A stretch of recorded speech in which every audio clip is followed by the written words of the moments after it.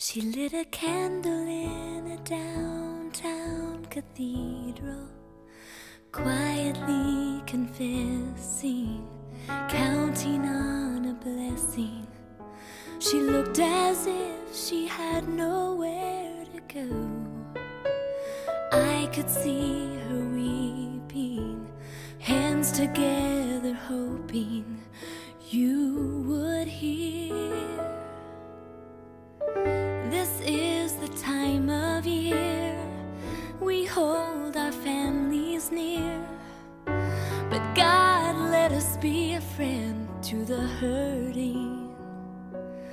Oh, Emmanuel, God with us, Spirit revealed in us. My name's Dave Peppiatt, and I'm the founding director of the Refuge. The Refuge started in 1999, and just started working with kids here in Oshawa. I started out with actually literally with a deck of cards and a lighter. Most of these kids smoke, so if you have a lighter or a cigarette, you get an entrance into their life to talk to them, which is kind of cool. I hate smoke. And then a deck of cards, and we just sit around and play cards in the park. Our interest is really in helping our kids grow, and grow in so many different ways. Psychologically, I mean, you think about it, there's no kid that's on the street for a good reason. And if the streets are better than home, you know, home's a bad thing. So in my 20 years of doing this all together, 14 years here in Oshawa, but 20 years all together, I've never met a person who said, hey, you know what, I ran away from home because the love was too good and the food was just way too good for me. And kids will run away from bad situations or get kicked out of bad situations. So we get kids here who are usually in crisis. We don't get kids that are like, hey, I'm in a great mood, it doesn't happen. So that's the unfortunate part. So we really look to supply them breakfast and lunch every day, supply a community.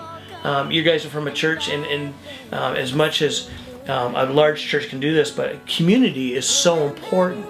And people who support you are so important. These kids have never had that, and so what we've done is Refuge is a community. To the world,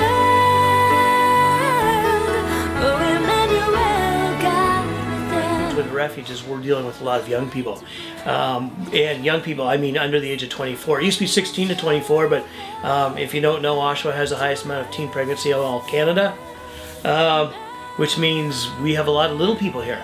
I mean, a lot. I think we're getting ready for Christmas right now, gearing up for Christmas, and I think we're looking at 65 or 70 young people under the age of 5 coming to our Christmas party, and then their parent or parents coming as well. So I mean, it's pretty big. So with my family, we live off donations. I mean, a lot of donations. And one year we got a can of soup, which is it expired in 1996. That's 16 years ago. It expired the year my daughter was born. How old is a can of soup when it gets expired? So we need people to sort through our food so we're not poisoning people.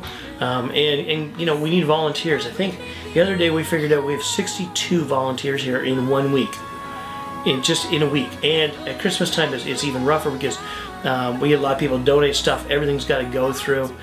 You know, the biggest thing is we really need churches to pray. But you know what, really understanding, you know, God's come down here in a really big way, and if you really want to see God move, come down and see us. I mean, I just can't believe the stuff. We did a dinner the other night, and it was all about God stories, and it's really exciting to talk about what we've seen happen in a very short time. And it's pretty exciting.